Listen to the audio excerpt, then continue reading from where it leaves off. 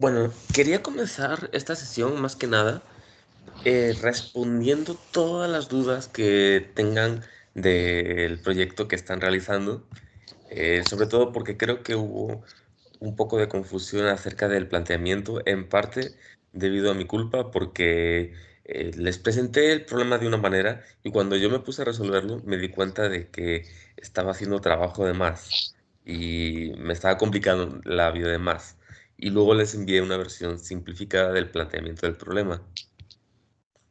Entonces, pues, vaya, quiero que se Yo den tengo, rienda suelta y saquen todas las dudas que puedan tener antes de arrancarnos con el principio variacional.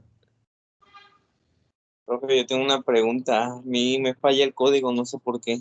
Le envié una foto que según dice que tengo más variables que ecuaciones. Ok. Bueno, el Y ya, problema ahí es casi autoexplicatorio. Tienes más variables que ecuaciones. Por ejemplo, si tú vas a pero, resolver un pero nada sistema más, de según yo nada más tengo dos variables, ya había definido todas las constantes. cuántas variables tienes y cómo se llaman. Pues las masas, más. Eso no es una variable como tal, es O una sea, constante ya del definidas. problema. Que ya, o sea, porque ya las había definido, G es igual a tanto y aún así me salta error después de definirlas. Eh, Todo lo que es constante. ok, mándame una captura de pantalla Ya para lo ver hice. qué es lo que estás haciendo. Pero según yo, lo más probable que estés haciendo es que te hayas olvidado de poner alguna de las constantes del problema y por eso es que te está aventando ese error.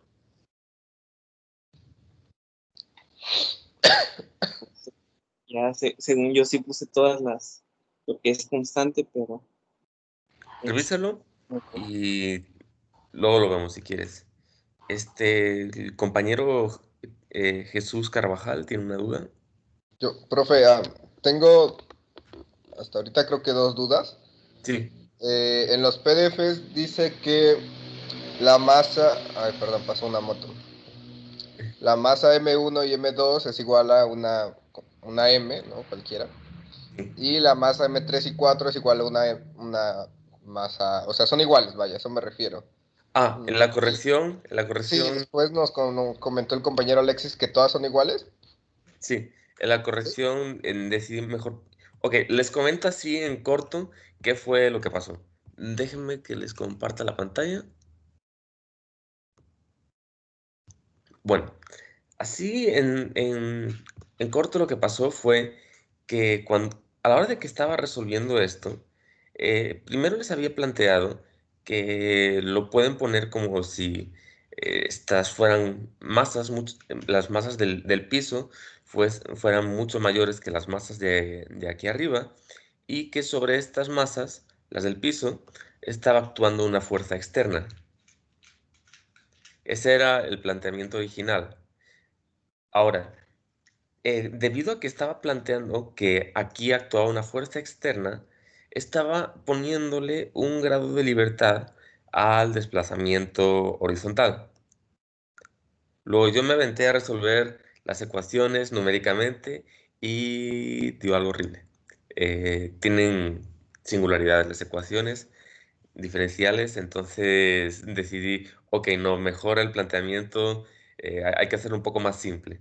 Entonces les envié esta versión corregida, donde ya explícitamente les digo, agarren que sus vectores R1 y R2 sean igual a esto, es decir, que son posiciones que se están moviendo y así ya nos liberamos de tener que considerar fuerzas y que la masa 1 y la masa 2 son mucho mayores que las demás. Ya con esto puedes tratar que todas las masas son iguales, iguales a un valor m. No sé si responde un poco tu duda. Sí, bueno, es que falta ahí M1 y M2, entonces por eso igual hasta abajo, creo que no me acuerdo en qué parte de ahí también puso que le diéramos un valor, o sea, nos dio dos valores para Ah, colocar. sí, de Sí, hecho ahí sí. está. Aquí Ok. sí, estoy mal. esa M ya no. Ok, entonces todos van a ser de 1 kilogramo. Sí. Vale. De hecho, sí, los parámetros que yo estoy utilizando para sacar visualizaciones, sí, utilizo un kilogramo. Ok. Y bueno, mi última pregunta era, veo que le comenté lo de esa fuerza de la energía potencial, Sí, la que no eran de las masas. Solo quiero, o sea, ya entendí que va, pero quiero saber, o sea, qué la produce o de dónde sale. ok. Solo era eso. Deja que te comparto entonces esta libreta. Mira, aquí ya tengo el modelado del problema, ya solucioné las ecuaciones diferenciales para 2 pisos y pues aquí está nuestro edificio con todas las masas, de la masa 1, 2, 3, 4, 5 y 6. Ok, y aquí te voy a mostrar, permíteme. Ok, voy a mostrar así los 10 primeros segundos de evolución de este sistema. Y vas a ver que lo que está pasando es algo como esto. Ok, la fuerza restauradora es solamente un truco que me inventé para plantear el hecho de que estas paredes se tienen que mantener rígidas, tal como habíamos visto en el video. Entonces es una fuerza que va a estar tratando de mantener todas estas varillas pues rígidas con ángulo cero. Profe, una pregunta, ¿es un solo K para todas las...? Sí, sí, el mismo para todas. Obviamente esto es un ejemplo muy exagerado donde ya casi casi el edificio se nos cae y se pandea demasiado. Pero sí, o sea, aquí estoy considerando que las K son estos parámetros, pues. K igual a 18, la masa igual a 1, le puse una amplitud de la fuerza externa que fuera de 0,5 y una frecuencia igual a 1. Y pues ya, porque el resultado es lo que ven en la pantalla. Entonces, sí, o sea, sobre estas fuerzas de restauración, no son más que en realidad un truco para decir que estas paredes van a tener una tendencia a querer estar con ángulo cero, es decir, que estén verticales. Y la manera, el motivo por el cual lo planteé así es porque es la manera más simple de comenzar a modelar el sistemita que les puse en el video. Es decir, obviamente, pues podríamos ponernos más exigentes, modelar una varilla rígida que se deforma, etcétera, etcétera. Pero, o sea, esto pues es una primera aproximación bastante decente.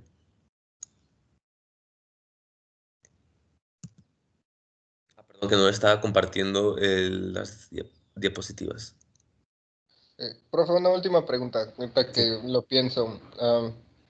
No me he puesto a analizar lo último, así de todo lo que va a pedir el PDF, entonces no sé si pudiera comentarnos bien qué es lo que quiere en un trabajo. O sea, Sí, sí. básicamente me he dedicado a encontrar las ecuaciones, hasta ahí voy.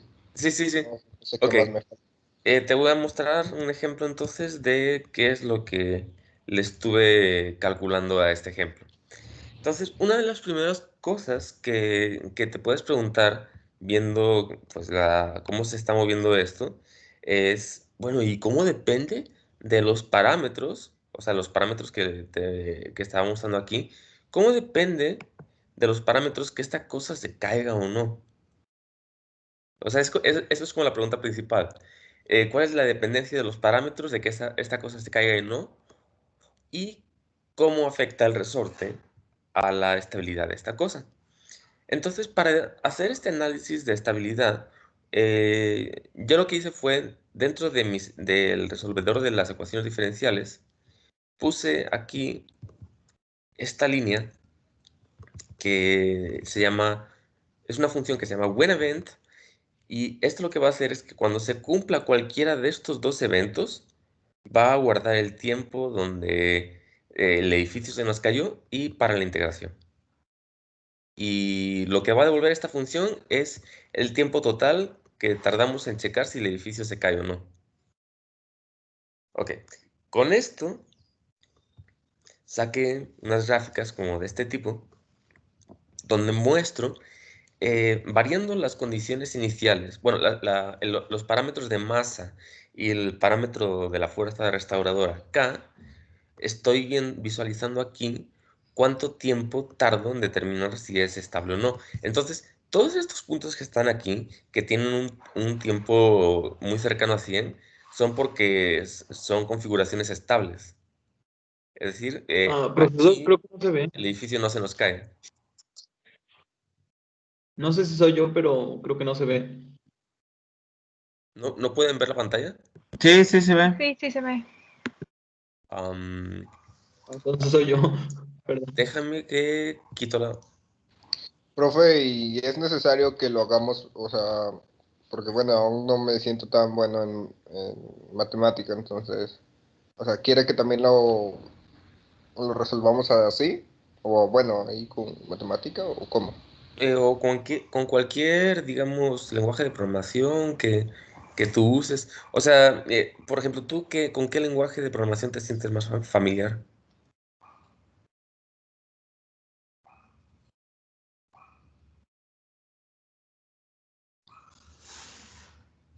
Siento que con C++, pues es el que más he trabajado. Ah, ok. ¿Tienes, sabes cómo graficar en C++?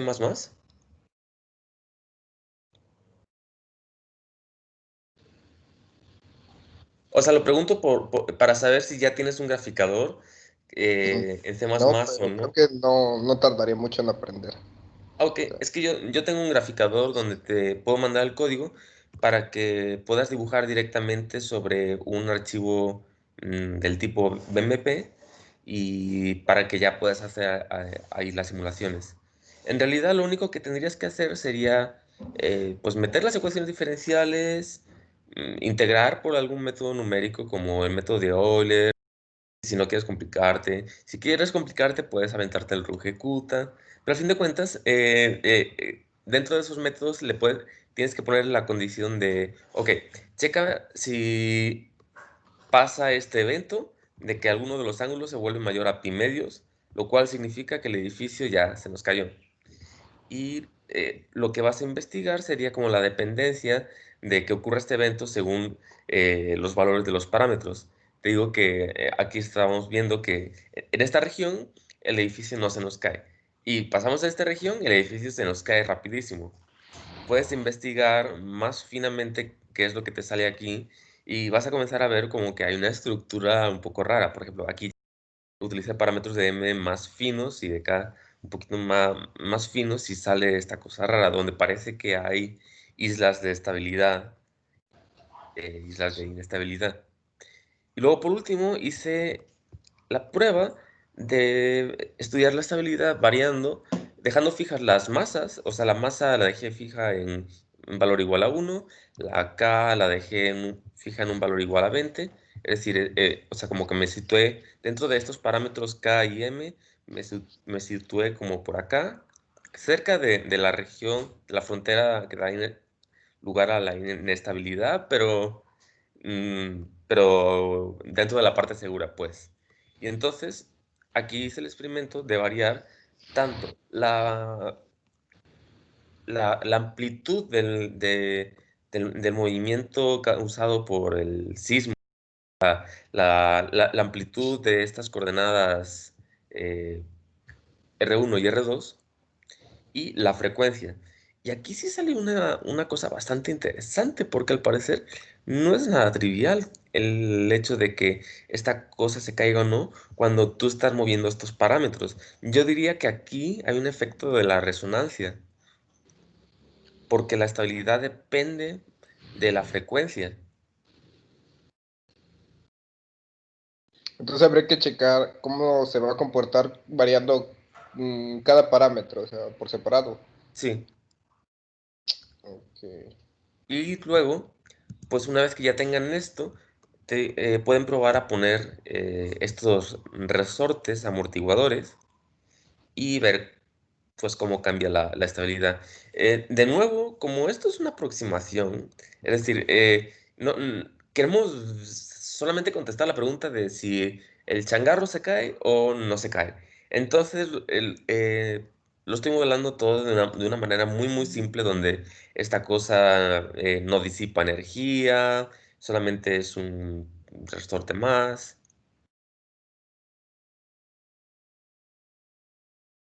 Entonces, no sé si queda un poco más clara la explicación de qué se le puede buscar al problema.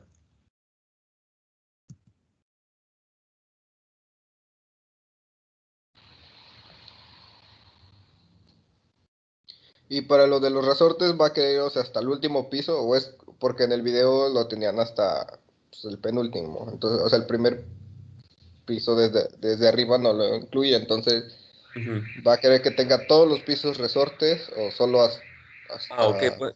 puedes sacar una gráfica como las que les he mostrado. Por ejemplo, esta gráfica con, por ejemplo, para n igual a 1, n igual a 2, n igual a 3, y luego van probando a la de n igual a 2, le ponen un resorte, luego la de n igual a 3, le ponen 1 y 2 resortes, y hasta ahí, ¿no? No le pongo más pisos, pero solamente para que tengamos una idea de qué está pasando y cuáles son los efectos del resorte.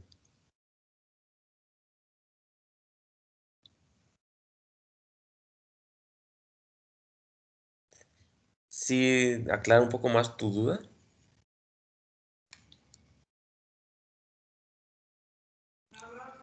Y bueno, así en corto, eh, déjame que nada más te, te- te cuento un poco acerca de cómo puedes graficar, ya que tú estás utilizando Muchas gracias. C++. Ok, sí puedes ver mi pantalla, ¿verdad? Sí, Ok. profe. Aquí esto es parte del curso de programación científica, pero para la parte donde puede utilizarse, eh, creé esta pequeña biblioteca que te permite graficar cosas muy fácilmente y que todo se quede guardado en un archivo con extensión .bmp. Entonces, así rápido te comento cómo se utiliza este graficador y te lo envío.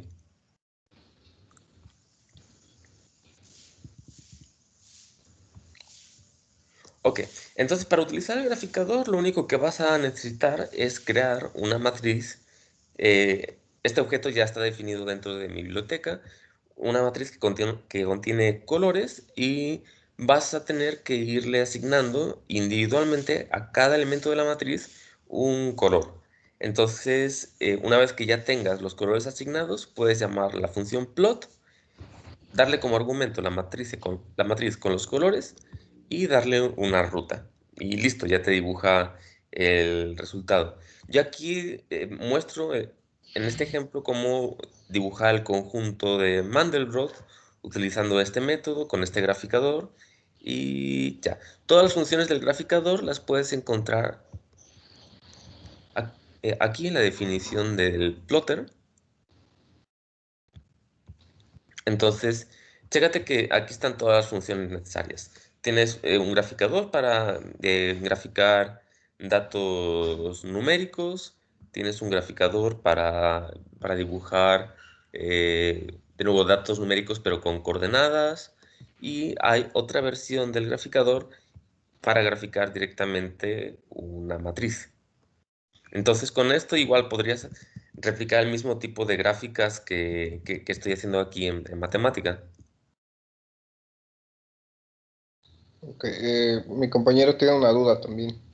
Sí, ¿Qué tal? Buen día, profe. ¿qué onda? Yo tengo una duda en la cuestión de resonancia.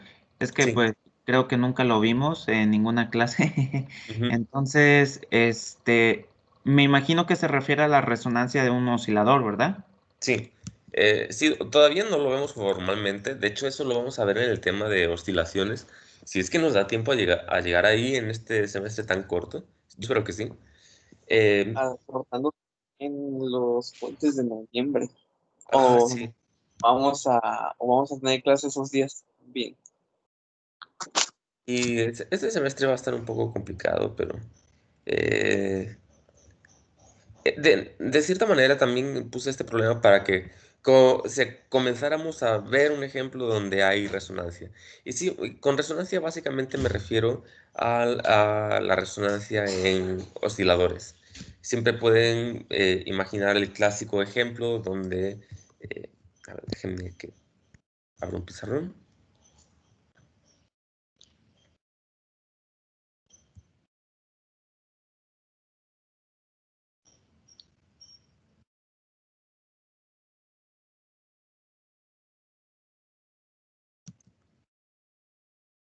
No, espérenme que les quito la pantalla porque justo se iba a abrir en mi solución al examen.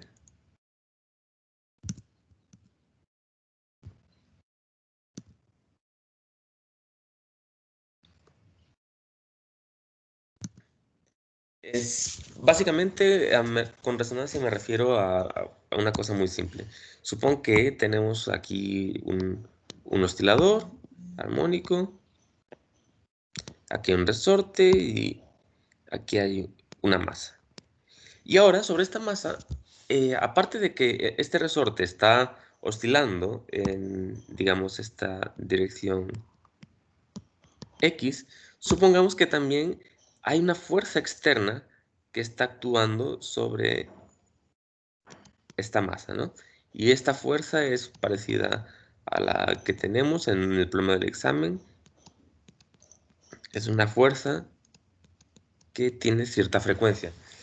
La cosa es que si esta fuerza tiene una frecuencia de oscilación cercana a la frecuencia de oscilación natural de este sistema, lo que va a pasar es que la fuerza como que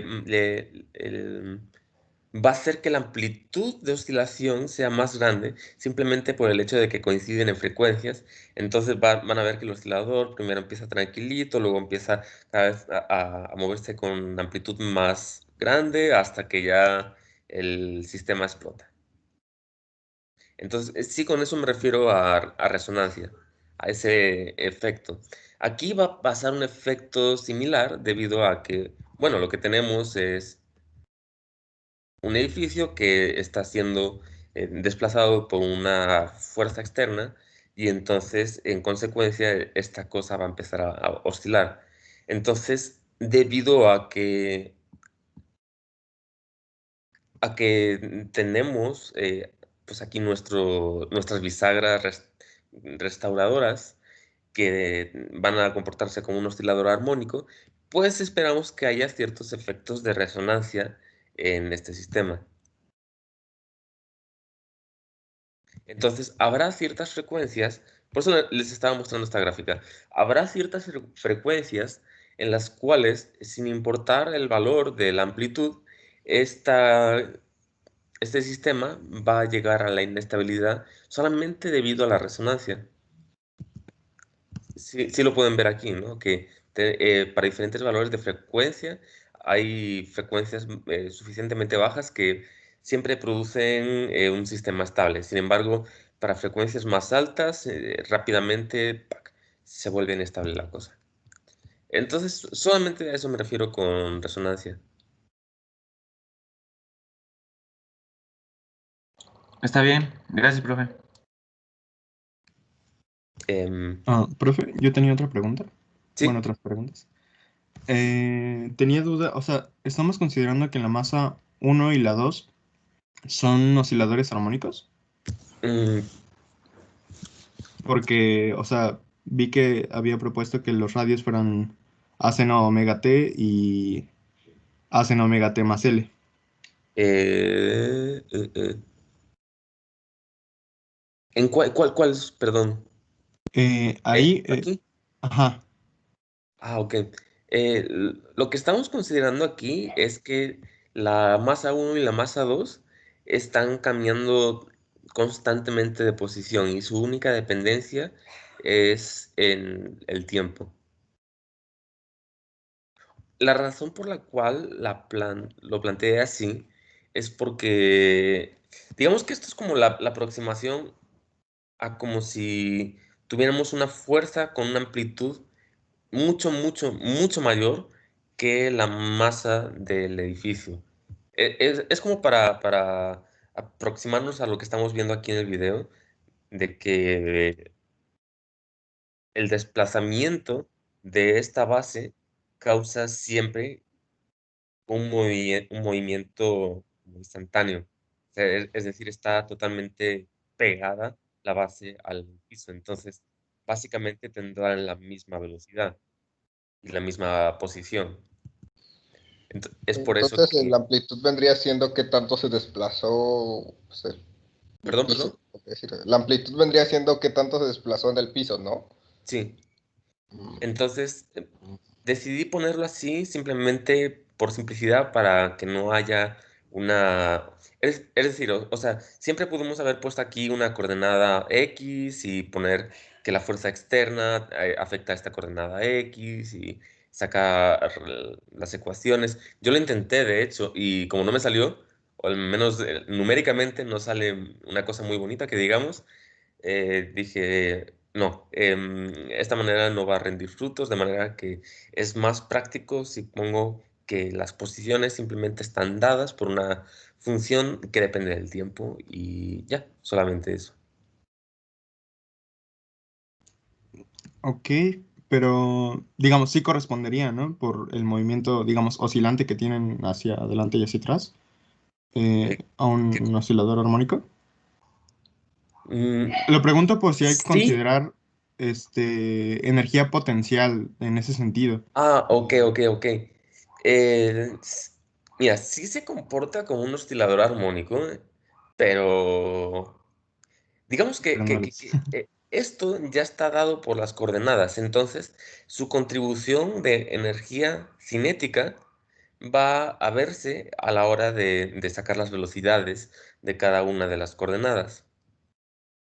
¿Y la potencial? O sea, ¿no tendrían como una especie de potencial Esta no, elástica? Ok, eh, ok, eh, eh, esta no, porque simplemente son masas que se están moviendo junto al piso. ok, Entonces, digamos que toda esa contribución energética te está apareciendo o te va a aparecer a partir de las posiciones de las coordenadas. ok. Y te adelanto que se te va a ver reflejado en la energía cinética del sistema.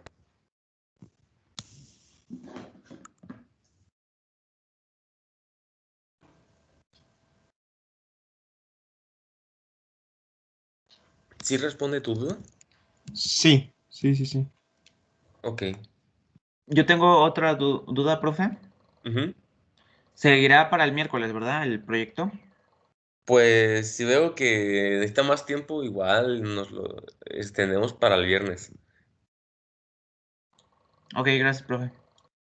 Sí, por eso también quería saber cómo iban y en qué fase estaban, si ya estaban por terminar o apenas llevaban el lagrangiano. Pero, profe, Entonces, ya le voy a mis pocos avances, mi poco progreso. No sé, creo que ya se lo había contado, pero en síntesis, creo que pude generalizar para N pisos en el resorte, ujú, pero estoy teniendo problemas al momento de, este, de, de ponerlo, de particularizar a dos pisos, no tanto por el método, sino por las cuentas, porque me están saliendo bastantes términos mixtos sobre todo en las masas que están en el segundo piso. Ahí empieza a mezclarse las de abajo y las de arriba. sí, pero sí se puede simplificar, solamente ten mucho cuidado, trata de simplificar todo lo que veas en cada paso. Te lo digo porque sí, o sea, sale una cosa algebraica horrible, pero luego cuando lo trabajas se simplifica y queda una expresión bien bonita.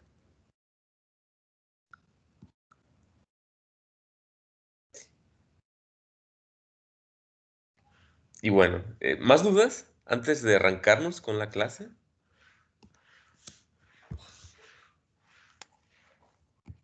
¿No? ¿Seguros, seguros, seguros? Entonces, una última cosa. Cada masa vale igual, ¿no? O sea, Sí. vale en este caso 1. Entonces, Le puse valor entre todas de las 1. masas, por ejemplo, si son 6, son 6, ¿no? ¿Qué? Que o sea, que todas las masas valen exactamente 1 y no que su suma vale 1. Ajá, o sea, cada una vale individualmente uno. ¿Ok? Sí, esa era mi pregunta. Ok, Y eso por ahora. bueno. Por ahora. ¿Más dudas antes de que pasemos a la clase? Maestro, Sí. mi matemática no corre la simulación que usted puso en en el archivo que dejó ahí en el repositorio. A ver, vamos a ver. Este de aquí, examen de mecánica. No, Sí, yo igual tengo el mismo problema. Ningún diagrama que haga me lo marca bien. sí, No también yo. entiendo por qué. A ver, primero solamente prueben a hacer el clásico de salir del kernel y iniciar el kernel y pedirle que evalúe todo el cuaderno. A lo mejor yo tengo algún error aquí en el código que se me pasó. A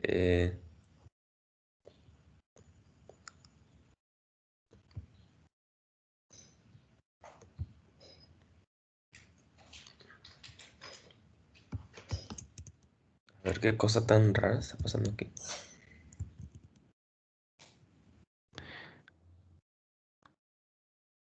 ¿A ustedes llegan a que les aparezca esto? Bueno, yo volví a ejecutar todo el código, pero sin el clear. Creo que eso es lo que hay por ahí, más arriba hay un clear. Ahí. Ah, sí, esto puede estar arruinándolo todo. Sí, perdón. Y ya de ahí sí salen los gráficos. Porque te vuelve a te vuelve a quitar las constantes que ya habías puesto. Sí, lo que pasa es, este clear lo puse porque a veces ya cuando estoy resolviendo las ecuaciones de Euler-Lagrange, por ejemplo, suponiendo que ya tengo el lagrangiano y digo, pues ya quiero que me resuelva las ecuaciones de Profe, Euler-Lagrange para lagrangiano, entonces le puse el clear simplemente para que no me aparezcan estas constantes con valores.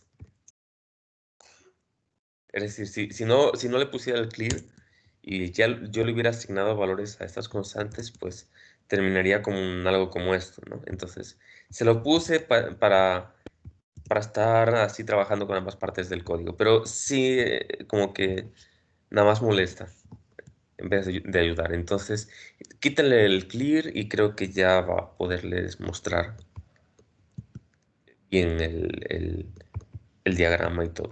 Y a ver, aquí qué pasó.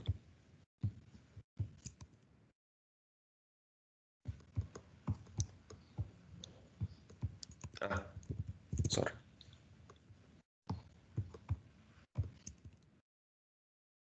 Y pues listo, ya sí está funcionando. Entonces, chequen eso y me dicen si les corre la libreta o no les corre. A mí me sí, pasaba lo profe. mismo y ya me corre. Le borré el clear y ya. Ok, entonces seguramente era solamente por el clear. ¿Me pueden confirmar los demás si les funcionó eso? Sí se ve, profe.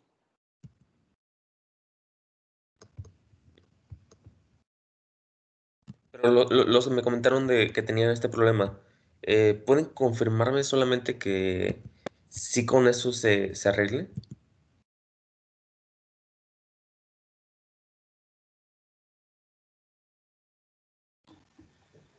En eso estoy. Ok. Bueno. Maestro, también tenía la duda de cómo se pone el lagrangiano. Bueno, cómo lo calcula ahí con el comando este que definió de Euler-Lagrange, ¿no? Bueno, es una función, ¿no? Sí, es una función que definí aquí. Y Pero por ejemplo, ya para cuando se hace para 2 pisos, que ya se tiene un teta sub 2, ¿Ah? ¿cómo lo metería pues ahí?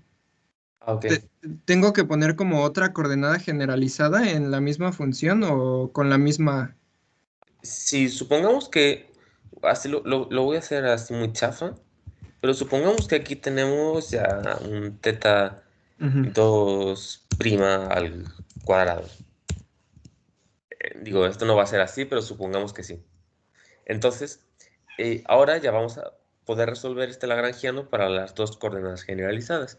Solamente voy a guardar el lagrangiano y primero comprobar que para teta 1 sí sigue dando lo mismo que antes. Y cuando lo queramos resolver para la otra coordenada, pues solamente pondríamos aquí teta 2. Y bueno, déjenme ponerle a lo mejor algún término por acá.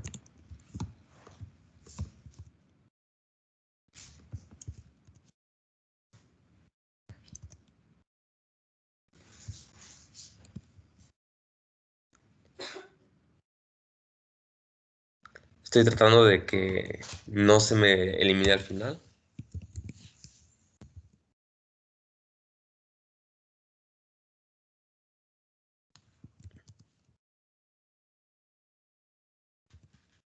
Ahí está, ¿no? Y esta es la manera.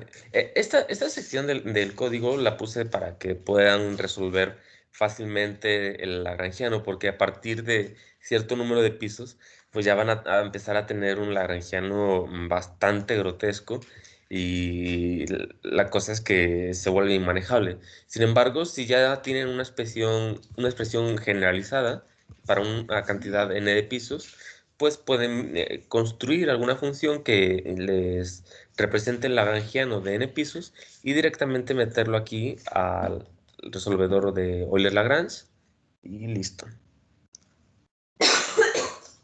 Espérenme un segundito. Espérenme un segundito.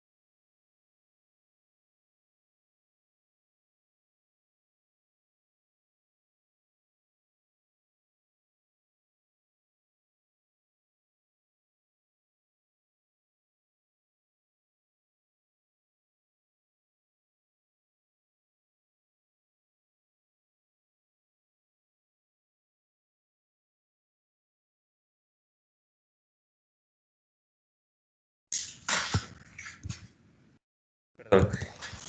Entonces, bueno, lo que hace esta función Euler-Lagrange no es nada más que sacar unas derivadas bueno, las derivadas correspondientes a las ecuaciones de Euler-Lagrange y luego resolver para la variable que le estamos indicando aquí. En realidad es una función muy simple.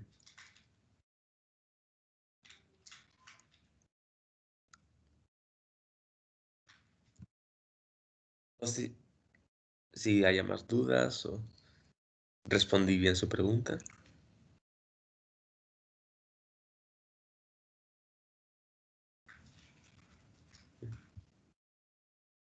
Pues por ahora no hay muchas dudas. Ok, Por ahora.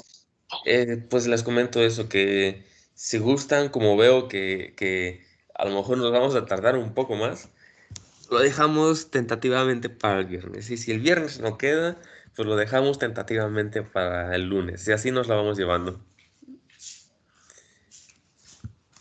Sí, profe, gracias. Está bien, gracias, profe.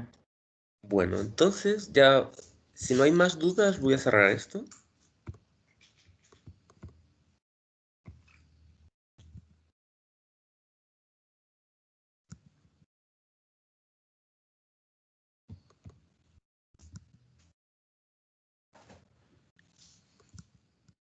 Y Déjenme solamente para el compañero Jesús Carvajal que va a programar en C, nada más te voy a pasar el repositorio donde tengo estos 3 archivos. Es más, voy directamente a comprimirlo.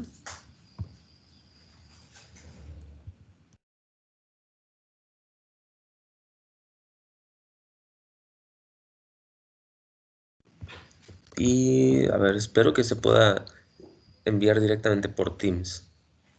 Sí se puede, ¿verdad? Sí, mira, aquí está. A ver, ¿dónde estaba esto? Curso,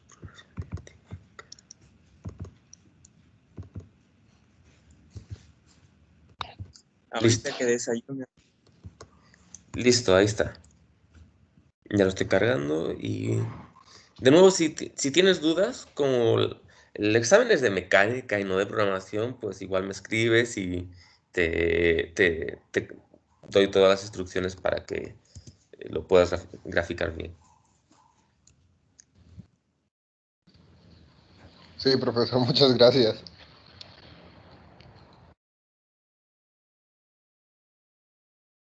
Ok. Bueno. Espérame que estoy buscando todo lo necesario para esta clase.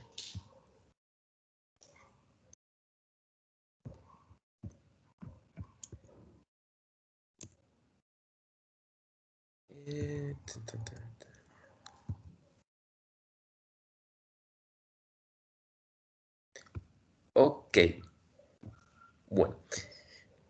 Quiero hacer como una... ¿Cómo que error al enviar? No puede ser. Quiero hacer una recapitulación de todo lo que hemos visto hasta ahora en este curso.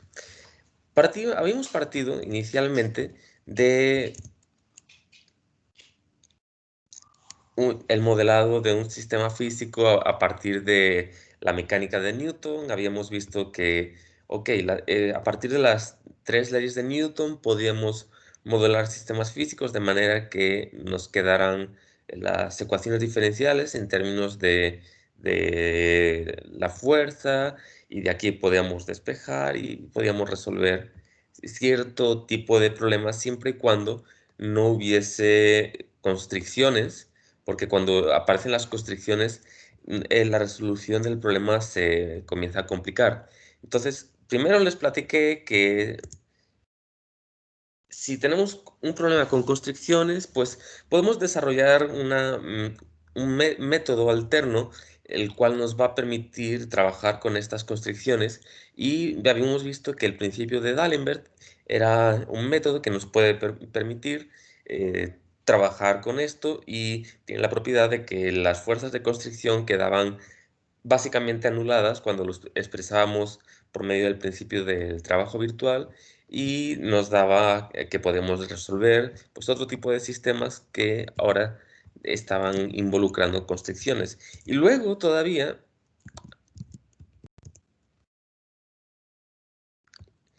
hicimos una versión dinámica de este principio de D'Alembert, y una vez que tuvimos la versión dinámica y de explorarlo un poco, dijimos, ok, ¿qué pasaría si a este principio de D'Alembert dinámico lo extendemos para que no solamente nos funcione para un problema en particular con cierto conjunto de coordenadas, sino qué tal que lo extendemos para un conjunto de coordenadas arbitrario, que llamaremos las coordenadas generalizadas, y vemos que nos salen? Y bueno, a la hora de plantear esto en términos de unas coordenadas generalizadas y hacer un poco de álgebra, lo que llegamos es a esta ecuación, que son las ecuaciones de Euler-Lagrange, y básicamente habemos logrado deducir las ecuaciones de Euler-Lagrange a partir de este principio de D'Alembert, pero generalizando para un conjunto de coordenadas Q arbitrarias. Entonces, Hasta aquí supongo que no hay duda, es lo que hemos visto, es un pequeño repaso, solamente les estoy mostrando de dónde viene pues las ecuaciones de Euler-Lagrange que hemos obtenido y con las que hemos estado trabajando. Todo nace a partir del principio de D'Alembert. Y Entonces, con esto ya pasamos al segundo bloque. sí, ya vamos a pasar. Pero antes, quiero hacer como un review de lo que hemos hecho para que puedan apreciar de la mejor manera la belleza del principio variacional, porque en este repaso que les acabo de mostrar, primero vimos partido de las leyes de Newton y habíamos visto cuáles eran sus limitaciones. Luego, al observar las limitaciones de las leyes de Newton, proponíamos este principio de D'Alembert, que básicamente se podía derivar de las leyes de Newton, simplemente que, o sea, estaba en términos de fuerzas y desplazamientos virtuales. Era otra manera de manejarlo, pero a fin de cuentas, esto siguió siendo como una extensión del planteamiento bueno, del formalismo newtoniano. Lo que vamos a ver ahorita es otro método con el cual llegar a las ecuaciones de movimiento sin tener que pasar por el formalismo newtoniano. Y eso es básicamente lo más interesante del principio variacional, que es totalmente independiente de la mecánica de Newton, sin embargo produce los mismos resultados.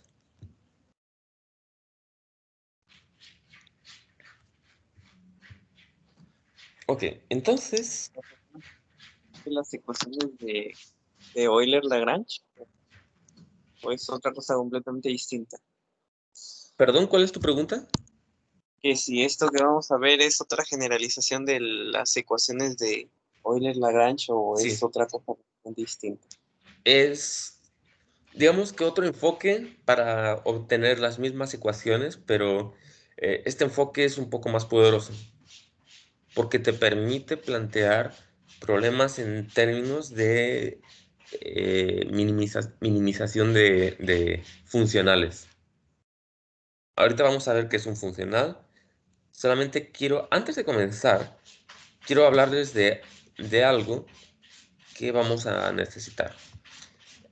No sé si recuerdan cuando estábamos resolviendo este problemita de... A ver si lo tengo por aquí. Este no era.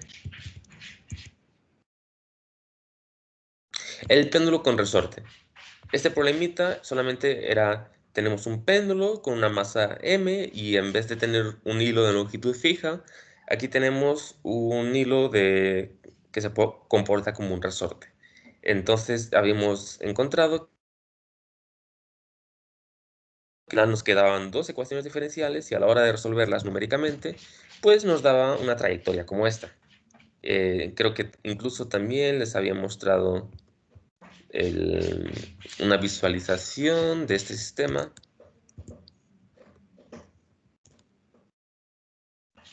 A ver, ¿qué pasó aquí? Ah,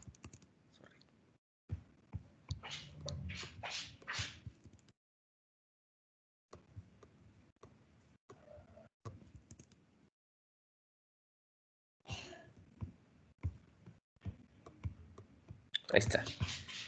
Ok, entonces solamente les voy a mostrar como la visualización de cómo se mueve este sistema. Algo así, ¿no? Parece que está como dando vueltas sobre sí mismo. Ok, entonces de este problema supongo que ya no tienen muchas dudas, pero les quería mostrar una faceta diferente de este problema. La otra vez, pues, que lo habíamos resuelto, habíamos utilizado este dissolve value, donde nos devolvía dos funciones que interpolan. Estas funciones corresponden a las soluciones de estas dos ecuaciones diferenciales y la solución que nos daba pues era el radio y el ángulo en el tiempo y era lo que habíamos graficado aquí. Hasta aquí supongo que también no hay ningún problema.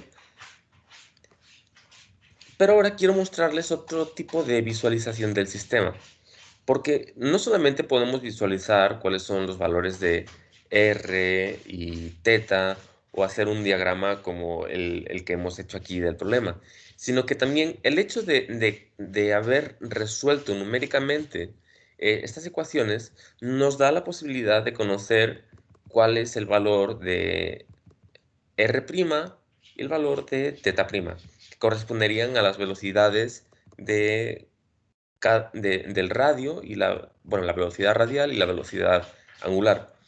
Y aquí lo que les voy a mostrar son las gráficas de la dinámica de este sistema, pero en vez de visualizar la dinámica con respecto al tiempo, lo que estoy visualizando es la dinámica de cada una de las coordenadas generalizadas.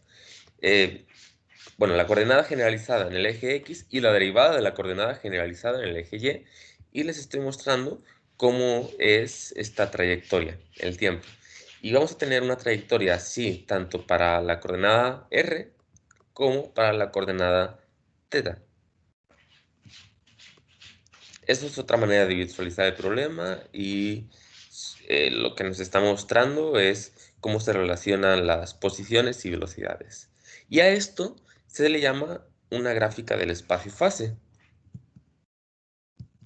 ¿Dudas hasta aquí? Entonces el código representa las visualizaciones del sistema, ¿no? Resuelto Eh, con las ecuaciones de Euler. Sí, pero solamente estoy mostrando el espacio-fase. Igual, podemos irnos a un ejemplo más conocido, como es el caso del péndulo simple. Lo voy a empezar a resolver por aquí.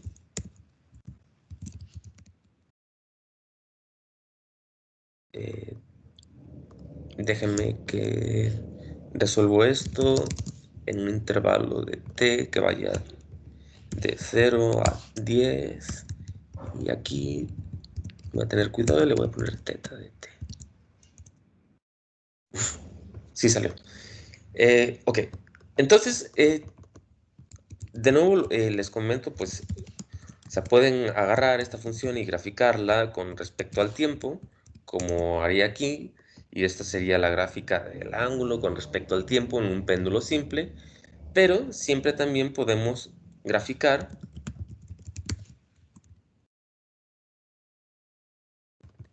esto como coordenada x, y lo mismo, pero su derivada en la coordenada y. Y obtendríamos una gráfica como esta, donde aquí en el eje horizontal tenemos el valor de teta y en el eje vertical tenemos el valor de teta'. Y esto también es una gráfica del espacio-fase, pero para el péndulo simple. Es mucho más simplona que estas gráficas del espacio-fase para este péndulo con resorte, pero ambas están representando lo mismo.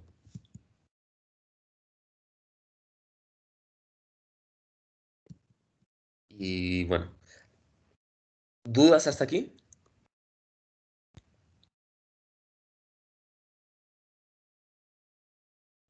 No por ahora, profe. Ok. Entonces, ¿para qué O les cuento sea, todo? Ah, perdón, tengo una sí. pregunta. O sea, cualitativamente, ¿qué nos indica el espacio-fase? Cualitativamente nos indica, pues nos dice un poco acerca de su dinámica, porque chécate, si comparamos el péndulo simple con el péndulo con resorte. Viéndolo puramente desde la perspectiva del espacio-fase, podríamos decir, pues el péndulo de simple tiene una dinámica súper regular, donde siempre se repite lo mismo y lo mismo. A no ser que, por ejemplo, le pusiéramos un término disipativo, como podríamos, por ejemplo, poner aquí un término que depende de teta prima de t.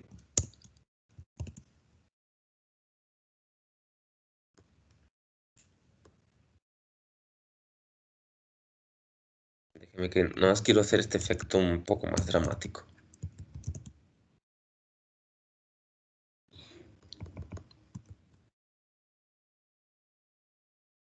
Ok, entonces aquí hice el mismo péndulo simple, pero le puse un término disipativo que se va a comportar como una fricción. Entonces, si le pusiéramos esto, si graficáramos esto en el espacio fase, chécate lo que veríamos. Veríamos que ambas coordenadas, que deja que de hecho, una vez las escribo,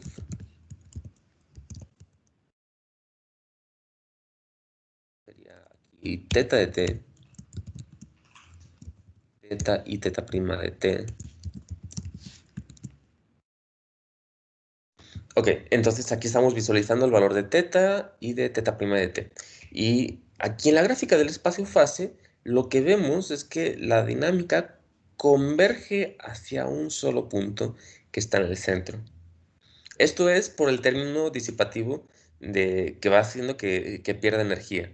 Pero matemáticamente podríamos decir que aquí, dentro de este sistema, hay un atractor en el punto cero, de posición cero y velocidad cero. Porque, sin importar la condición inicial, nuestro sistema, es decir, o sea, si yo aquí decido cambiarle el valor de la posición inicial, igual la trayectoria nos va a llevar hacia el mismo punto. Entonces, estas cosas las podemos visualizar a partir del espacio-fase. Si hay atractores en la dinámica o no hay atractores, si el sistema es disipativo o no. Aquí, por ejemplo, no hay ningún atractor. Se ve directamente que no converge nada. Y eso es como una parte de la utilidad del espacio-fase. Ahorita les voy a presentar la otra parte. Pero sí responde un poquito tu duda. Sí, ya mejor. Ok. Gracias. Entonces, supongamos que tenemos un sistema físico, no vamos a decir nada acerca de este sistema físico, pero supongamos que está dado por unas ciertas coordenadas generalizadas. Y por simplicidad vamos a comenzar a asumir que solamente hay una coordenada generalizada. Entonces, vamos a poner que supongamos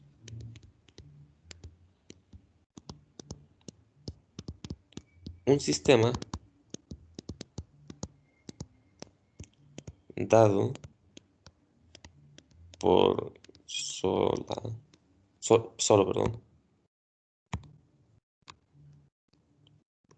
solo una coordenada generalizada.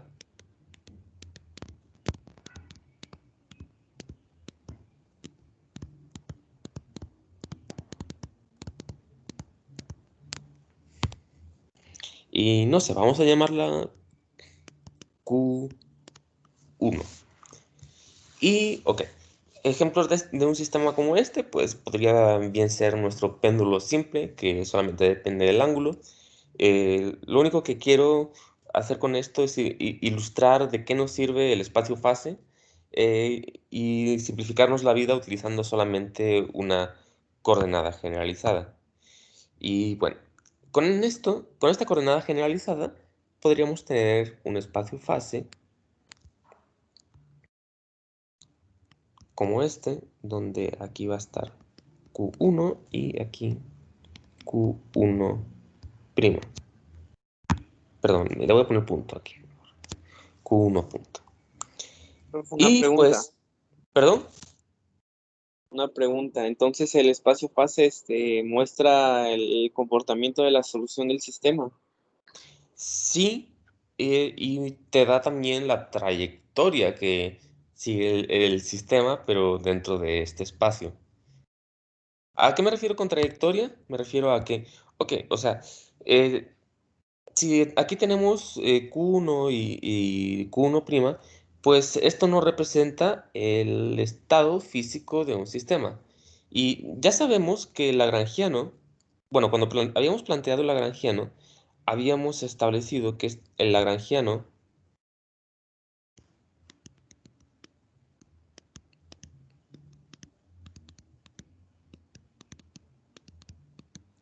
es una función ¿de qué? Pues de las coordenadas generalizadas q sub i de las velocidades de estas coordenadas generalizadas y posiblemente el tiempo. Vamos a centrarnos por ahora solamente en sistemas donde el lagrangiano depende puramente de las coordenadas y no del tiempo. Entonces, bueno, podríamos decir que el lagrangiano es una función de la curva que hay acá. Por ejemplo, si escogemos aquí una dinámica donde voy a fijar el estado inicial y el estado final. Voy a poner aquí un punto que nos va a representar el tiempo inicial, o sea, el sistema en este tiempo inicial. Y aquí voy a poner otro punto que nos represente el sistema en su tiempo final. Ahora, la cosa es que trayectorias entre estos dos puntos, pues puede haber infinitas. O sea, yo puedo decir, pues a lo mejor el sistema se mueve así. Y hace esta dinámica en el espacio-fase. O a lo mejor yo podría decir, no, pues en realidad se mueve casi en línea recta. O a lo mejor yo me podría inventar, no, pues lo que va a pasar aquí es que da aquí un montón de vueltas y llega a la posición final. Dependiendo de qué ruta nosotros tomemos, el lagrangiano va a tener un valor diferente, solamente porque es una función de estas q, la q y de la derivada de q. ¿Hasta aquí hay dudas? Solamente quiero decir que según la ruta que haya en esta gráfica, pues vamos a tener un lagrangiano con diferente valor. ¿Hasta aquí hay dudas? No, profe. Todo esto resulta de... Se supone que es lo que se ve en la realidad es el lagrangiano con el mínimo valor, ¿no? Sí, a eso voy a ir. ¿Cuál es el punto de partida del principio de Hamilton? Porque de hecho es interesante porque viene justamente de todo esto que les voy a estar mostrando. Entonces, vamos a... Miren, a mí no me gusta estar enseñando taxonomía de los sistemas mecánicos. O sea, ya ven que hay ligaduras holónomas, esclerónomas. También hay sistemas que se llaman, ¿cómo se llama? Monogénicos y no monogénicos. Yo no soy fan de la taxonomía, pero eh, vamos a comenzar trabajando solamente con sistemas monogénicos. ¿Y a qué me refiero con sistemas monogénicos? Bueno, que un sistema monogénico es un sistema en el cual todas las fuerzas que están actuando se pueden derivar de un potencial escalar. Es decir, es como cuando es un sistema que no tiene estas fuerzas generalizadas. Entonces voy a anotar aquí solamente para que quede claro. Vamos a centrarnos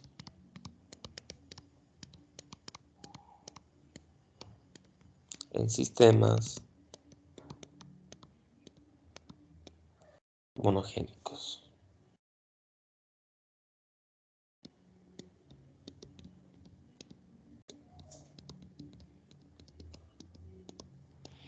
Y por sistemas homogénicos solamente me voy a estar refiriendo a que no hay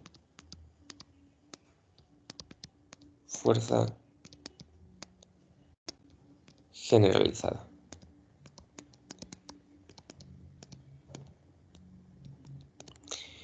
Y Como corolario de esto, otra manera de decir que no hay fuerza generalizada es decir que todas las fuerzas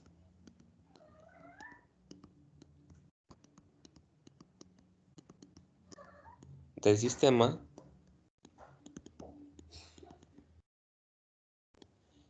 son derivables de un potencial.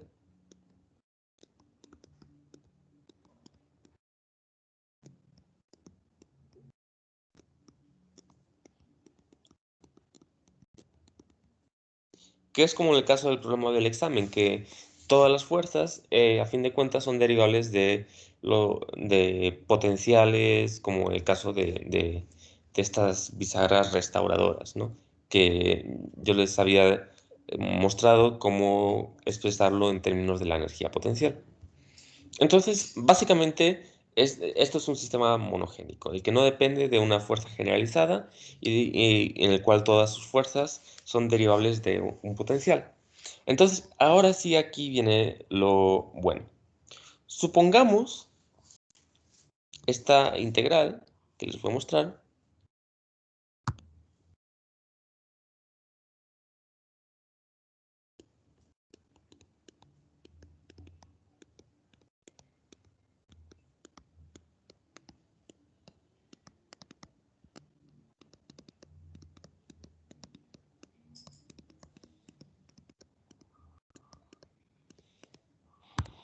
Y bueno, ¿qué es esta integral? Pues es solamente, vamos a definirla así. Voy a definir que esta integral la voy a llamar S, simplemente por darle un nombre, y va desde este tiempo inicial a este tiempo final. Y esta integral solamente va a estar integrando sobre el lagrangiano. Entonces, voy a anotar que esto es el lagrangiano. Es delta. ¿Perdón? ¿Qué es delta? O sea, ¿qué es esta definición? No, aquí no hay delta. Esto es literalmente la integral respecto al tiempo. Esto es dt. Eso es S entonces. Pero ahí está considerando un lagrangiano que no depende del tiempo, ¿no? Eh, puede depender del tiempo. Ah, de hecho, sí. Perdón. Vamos a ponerle el tiempo aquí. Sorry. Ya. Igual, aunque no lo ponga el tiempo aquí, se entiende que hay una dependencia del tiempo, porque a fin de cuentas el lagrangiano depende de estas QI, que a su vez depende del tiempo. Entonces, por eso como que lo puedo poner de manera explícita o de manera implícita. A fin de cuentas, ambas cosas indican que hay una dependencia del tiempo. Y a esta parte, a esta S, la vamos a llamar la acción. Por ahora no quiero que nos centremos en el significado físico de la acción, solamente estoy definiendo la integral del lagrangiano y estoy diciendo arbitrariamente que esta cosa que da, este resultado que da, se va a llamar acción. Y no he dicho mucho más. Y como esta L es el lagrangiano, pues realmente lo que vamos a tener aquí es que L es D menos B. Y hasta aquí no hay nada nuevo. No les estoy platicando nada nuevo. Pero ahí les va lo siguiente. Lo interesante del principio de Hamilton es que toda la mecánica se deriva a partir del siguiente enunciado. Entonces, principio de Hamilton.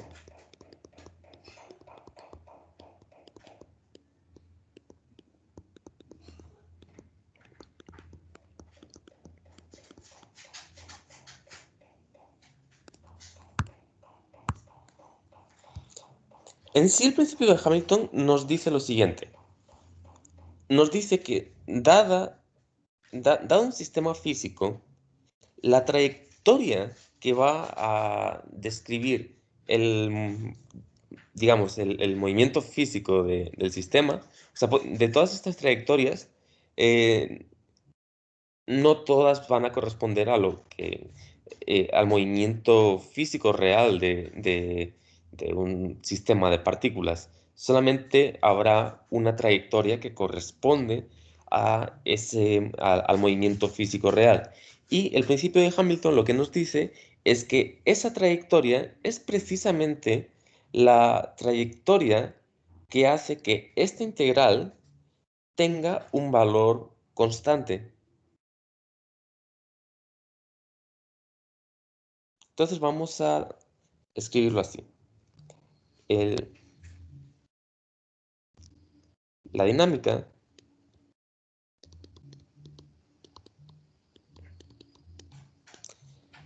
de un sistema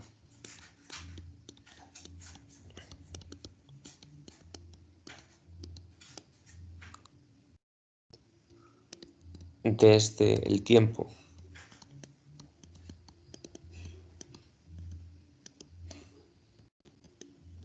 ti al tiempo t2,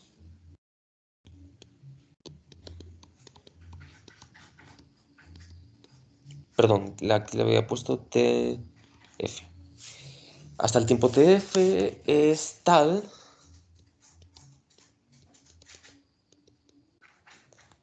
que la integral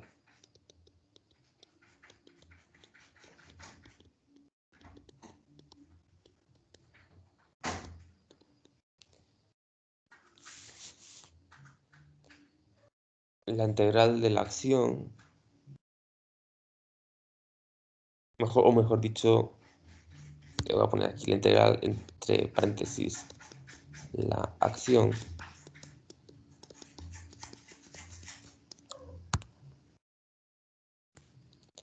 tiene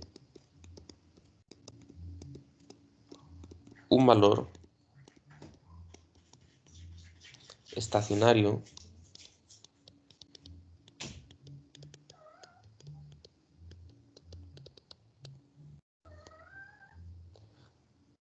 eh,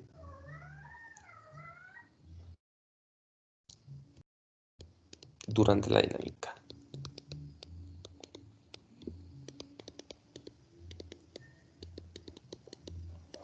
Entonces, ¿qué nos dice esto? Pues que de todas las posibles trayectorias, la trayectoria que corresponde a, mejor dicho, la trayectoria que tiene sentido físico es aquella que dé lugar a una acción estacionaria. Y ya, eso es prácticamente el principio de Hamilton, lo cual pues puede parecer un poco, pues, o sea, puede parecer un poco sacado de la manga porque primero hemos tenido que definir esta cantidad que hemos llamado acción a partir del lagrangiano, y el principio de Hamilton lo único que nos dice es que si encontramos la trayectoria que hace que esta acción sea estacionaria, pues ya tenemos una dinámica que corresponde a la dinámica de física. ¿Dudas con esto? Yo sí, en sí, ¿qué es la acción? Todavía no hemos definido qué es la acción, solamente hemos definido qué es la integral del lagrangiano. Ahorita, posteriormente, veremos ejemplos de qué es la acción y cómo utilizarla para encontrar la dinámica que satisface esta condición. Pero por ahora solamente piensa que es la integral del lagrangiano. Y el principio de Hamilton lo único que te está diciendo es que la dinámica física, es decir, la curva que nos da lugar a una dinámica compatible con las leyes de la física, es aquella la que hace que esta integral tenga un valor estacionario.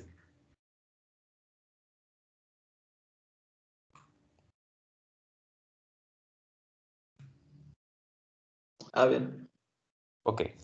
Entonces, déjenme que les planteo el problema de una manera un poco más general.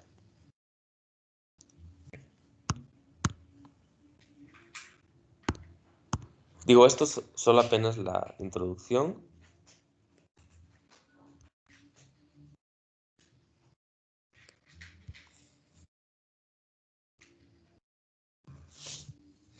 Ok, entonces, ¿qué tipo de problemas estamos teniendo? O sea, para resolver esto, resulta que vamos a tener que buscar una trayectoria dada en términos de las Qs que minimice eso. Esto. ¿Perdón? ¿Alguien dijo algo?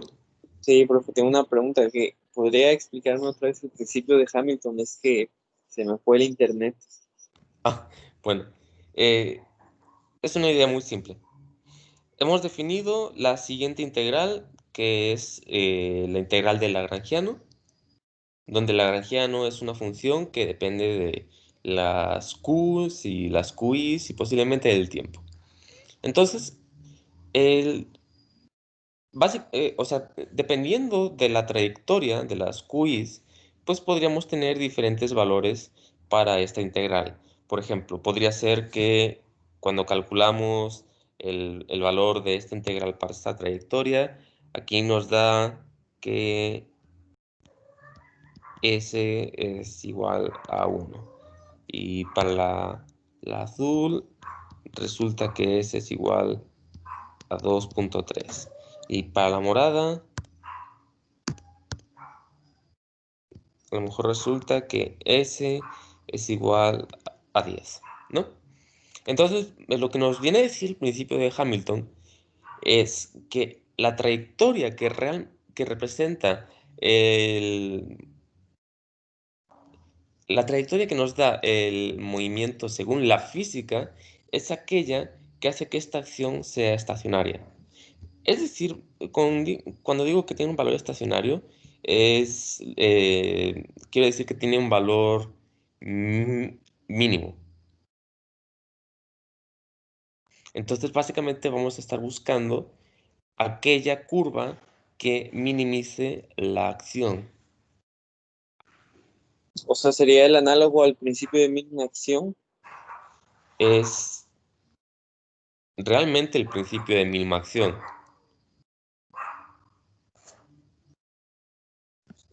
O sea, el principio de Hamilton es el principio de mínima acción. Y lo que nos dice es que para encontrar la trayectoria que representa el movimiento físico, tenemos que minimizar la acción. O sea, entonces tendríamos que minimizar esa cosa ahí, ¿no? Sí. Pero, ahora, para ilustrar la complejidad del problema, chécate que, o sea, vamos a tener que hacer una minimización, o sea, encontrar el mínimo de esto, pero no a partir de L, sino a partir de las coordenadas generalizadas.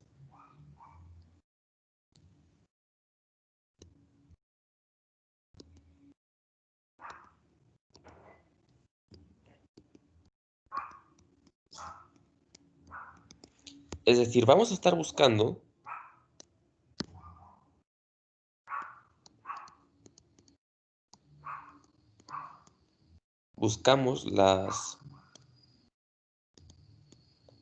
o mejor dicho, la función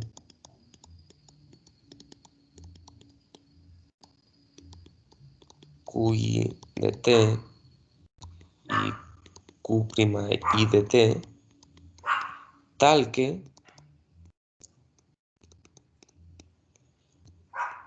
se minimice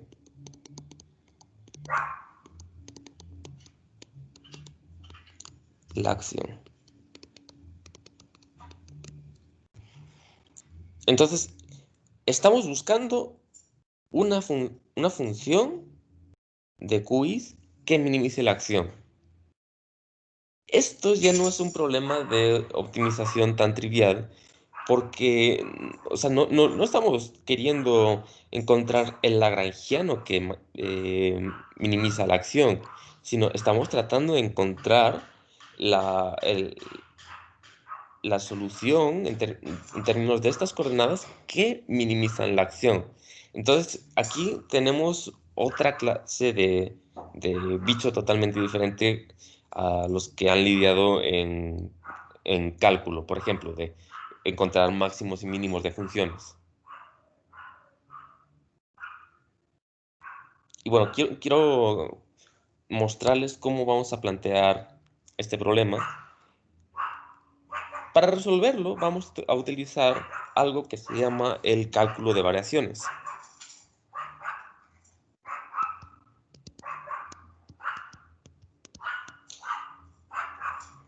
Pueden ponerlo como cálculo de variaciones.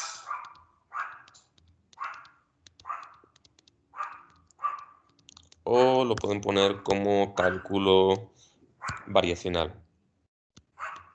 Cálculo de fluxiones. Sí, básicamente es cálculo variacional. Sí, básicamente es eso. Pero vamos a expresarlo de manera general, primero estableciendo que vamos a tener una función j, la cual va a ser una integral, y aquí habrá otra función f, la cual depende de y, y' y t.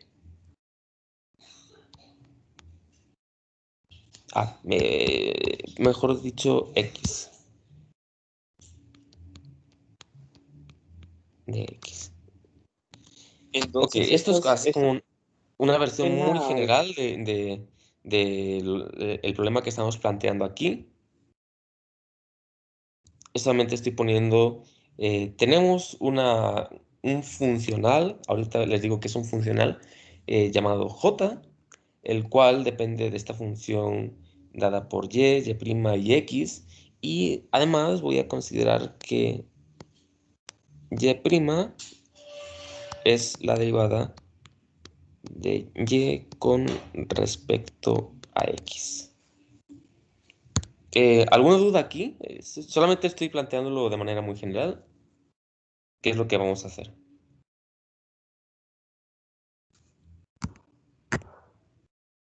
No, no hay dudas. Ok. Entonces, estas coordenadas no están relacionadas con las Q de Lagrangiano. Son completamente. Todavía no. Por ahora esto es algo súper genérico. Estoy expresando cuál va a ser el problema que vamos a resolver. Y lo único que les voy a decir hasta ahora es que esta J, en realidad esta J, pues ¿de qué depende? Depende, Profe, otra pregunta. Si es de Y en de X, ¿verdad? Y y X. No, pero Y punto sí se define como de Y en de X, ¿no? Ajá, sí, tal como lo puse aquí. Ah, bueno, gracias. Ok. Entonces, a fin de cuentas, esta J va a depender. Déjame que lo escribo bonito. Va a ser algo que depende de esta trayectoria. Bueno, mejor dicho, de esta función y de x.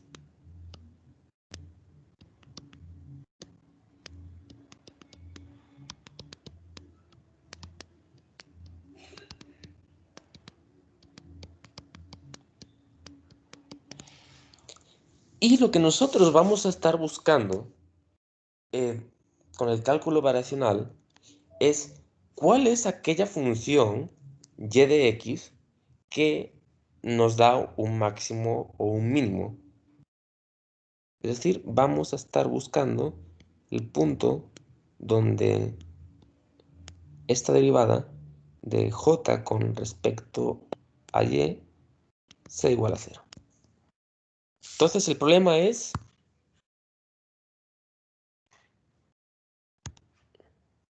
El problema principal del cálculo variacional es encontrar un máximo o un mínimo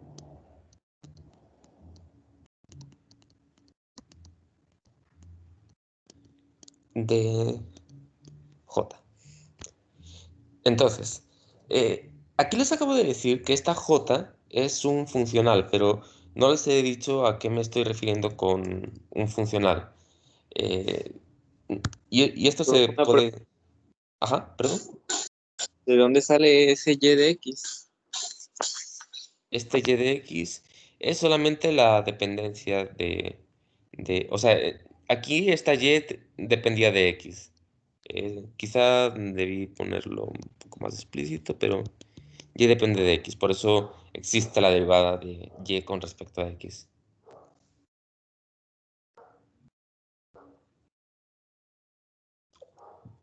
Por ahora esto es un problema muy abstracto, ¿eh? O sea, esta y y esta x no representan nada físicamente.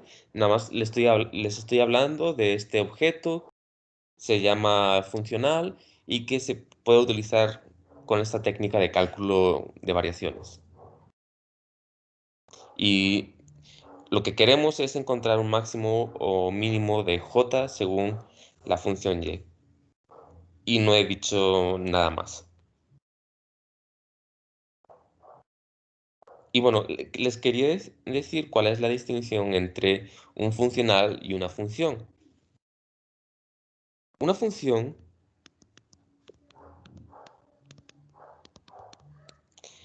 podemos verla como si fuera una especie de cajita o maquinita,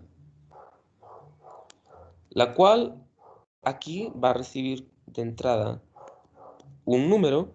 Este puede ser un número que pertenece a lo mejor a los reales, a los complejos, a los enteros, etc. La cosa es que recibe un número y de este lado te avienta otro número.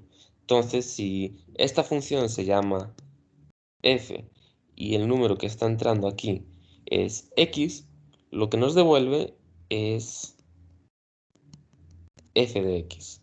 Ahora, un funcional es algo parecido.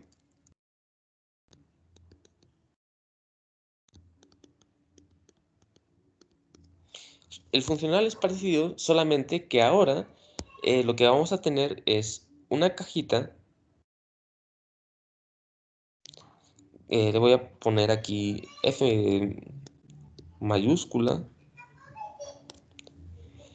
Y esta maquinita, aparte de recibir números, como podría ser una función, por ejemplo, aquí podría recibir un cierto número, llamémosle X, también puede recibir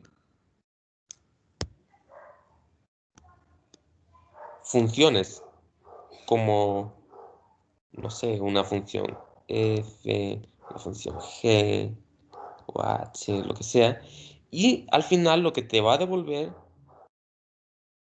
es otra función. Bueno, voy a poner aquí solamente f y decir que a lo mejor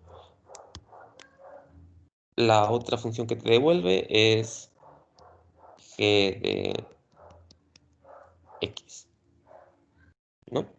Entonces, un funcional simplemente es un objeto que recibe, a lo mejor recibe unos parámetros, como la función, pero que también como argumento va a recibir una función y va a hacer algo con ella. Un ejemplo de funcional, pues podríamos decir que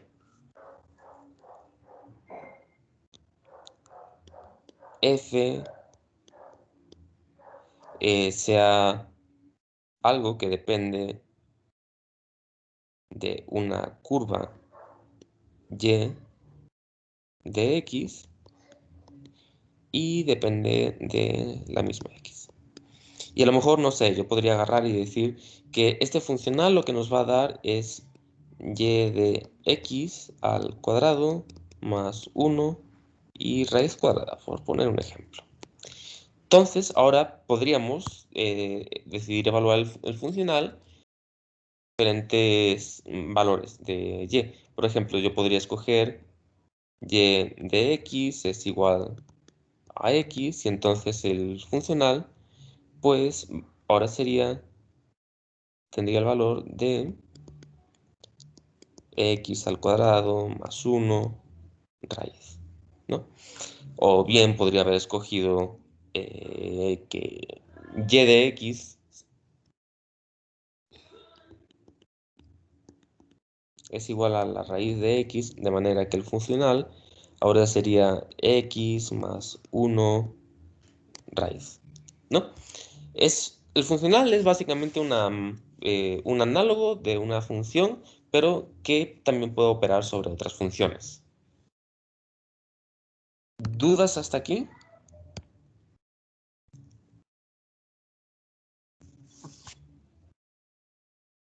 ¿No?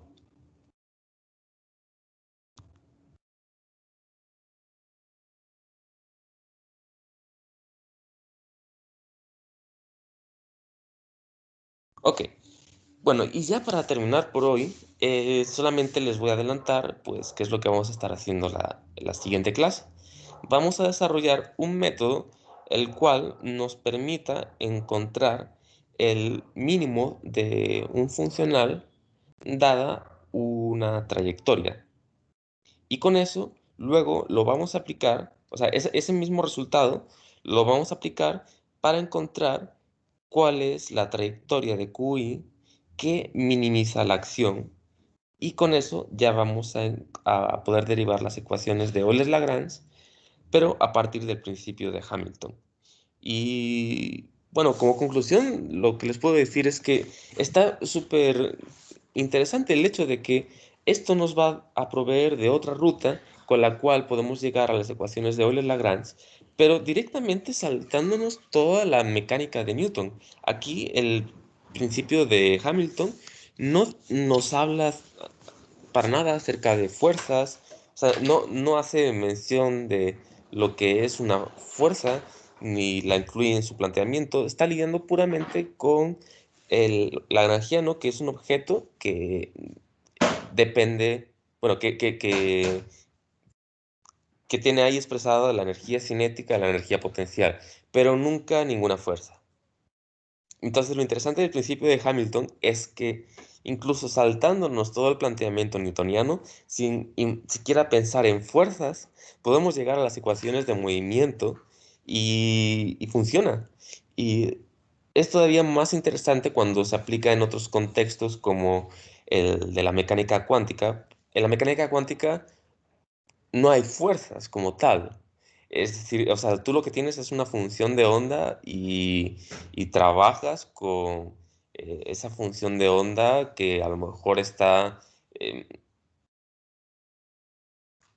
o sea, tú obtienes planteando el potencial y puedes resolver mediante la ecuación de Schrödinger, pero a fin de cuentas, no, en tu planteamiento de la ecuación de Schrödinger no hay fuerzas como tales. Entonces, en este sentido, el Python es muy útil porque te permite encontrar ecuaciones de movimiento sin tener que plantear las fuerzas que actúan sobre el sistema. Te permite plantear las ecuaciones de movimiento solamente a partir de la energía. Y ya, creo que con esto solamente vamos a llegar hasta aquí hoy y mañana ya entramos de lleno a la resolución, bueno, a cómo podemos encontrar un mínimo o un máximo utilizando el cálculo variacional. Y de nuevo, dudas, comentarios.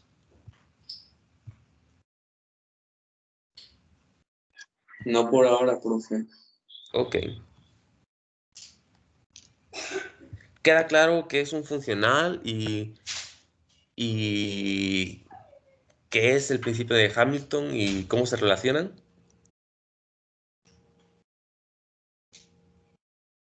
O sea, un funcional se puede definir como una transformada, en el sentido de álgebra lineal. No lo sé. La verdad no lo sé. Mejor no digo nada.